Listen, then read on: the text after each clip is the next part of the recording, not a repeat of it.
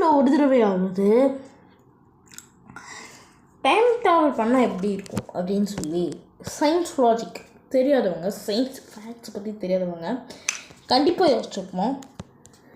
நானே இந்த science logic தெரியறதுக்கு முன்னாடி இப்படி தான் யோசித்தேன். பட் அந்த சயின்ஸ் லாஜிக் என்னங்கிறது தான் இன்றைக்கி நம்ம பார்க்க போகிறோம்.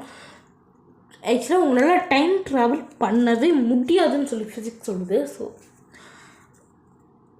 இப்படி பண்ணாலும் பேரடாக்ஸ் அப்படிங்கிற ஒரு விஷயம் உங்களை உங்களோட ஃப்யூச்சரையும் கம்ப்ளீட்டாக மாற்றாது. ஸோ அப்படிங்கிற மாதிரி சொல்கிறாங்க. ஸோ அந்த பேரடாக்ஸ் கிட்டத்தட்ட ஒரு 6-7 பேரடாக்ஸ்ன்னு பார்த்தீங்கன்னா சொல்கிறாங்க.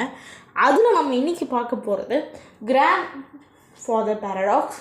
ஸோ இப்படி எனக்கு தெரிஞ்ச பேரடாக்ஸஸை நம்ம கண்டிப்பாக எக்ஸ்பிளைன் பண்ண ட்ரை பண்ணலாம். ஸோ கிராண்ட் ஃபாதர் பேரடாக்ஸ்னால் இப்போது ஒருத்தன் செம்ம பணக்காரனா சரியாக வேறு லெவலில் வாழ்ந்துக்கிட்டு இருக்க ஒரு ரிச் மேனாக இருக்கான். பட் அதை அவன் சரியாக யூஸ் பண்ணிக்காமல் அவன் பார்த்திங்கன்னா அந்த சொத்தை கம்ப்ளீட்டாகவே அழிச்சிட்றான். அந்தளவுக்கு ரொம்பவே ஒரு பொறுப்பே இல்லாத மாதிரி இருக்கான். ஸோ இப்போ அவனோட மகன் பார்த்தீங்கன்னா அந்த மகன் ஒரு மிடில் கிளாஸ் லைஃப் பார்த்தீங்கன்னா வாழ்கிறாரு. அதுக்கப்புறம் அவனோட பேரன் கிட்டத்தட்ட ஒரு பெக்கர் நிலைமையில் சுற்றிக்கிட்டு இருக்காருன்னு சொல்லலாம். ஸோ அப்படி அவர் இருக்கும்போது அந்த பெக்கராக இருந்த அவர் பார்த்திங்கன்னா இந்த பக்கம் டைம் ட்ராவல் பண்ணி பாஸ்ட்டுக்கு போயிட்டு அவங்க தாத்தாவை பின்னாடி இருந்து போட்டு தள்ளிடுறாரு.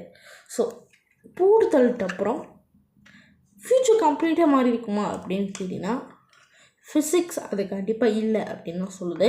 ஏன்னா அவங்க தாத்தா இல்லைன்னா அந்த தாத்தா இல்லைன்னா அவன் இல்லை. ஸோ அதனால் ஒரு தியரி என்ன சொல்லுதுன்னா அவன்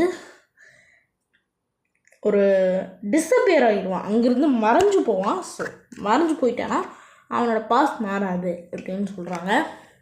நெக்ஸ்ட் தியரி என்ன சொல்லுதுன்னா இப்போது இந்த ஃப்யூச்சரே கம்ப்ளீட்டாக வாழ்க்காது, நீங்கள் அந்த ஃப்யூச்சர் திரும்ப போய் பார்த்தாலும் அதே மாதிரி தான் இருக்கும் அப்படின்னு சொல்கிறாங்க. மூணாவது ஒரு தியரி இருக்குது, டிஃப்ரெண்ட் டைம் லைன். ஸோ இப்போ நீங்கள் இந்த டைம் லைனுக்குள்ளே நீங்கள் ட்ராவல் பண்ணி போகும்போது நீங்கள் டைம் ட்ராவல் பண்ணி போய் உங்கள்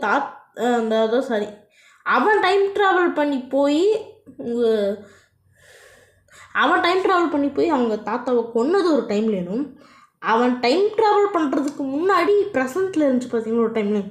அந்த 2 டைம் லைனை அதாவது டிஃப்ரெண்ட் டைம் லைன்ஸ் அது க்ரியேட் ஆகும். க்ரியேட் ஆச்சுன்னா அவங்களோட ஃப்யூச்சரே கம்ப்ளீட்டாக கொலாப்ஸ் ஆகிடும் அப்படிங்கிற மாதிரி சொல்கிறாங்க.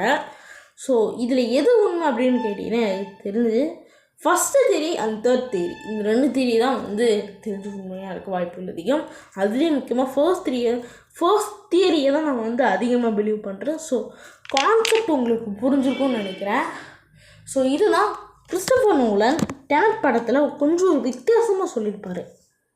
ஸோ அது என்னன்னு சொல்லி நம்ம அடுத்த வீடியோவில் பார்க்கலாம்.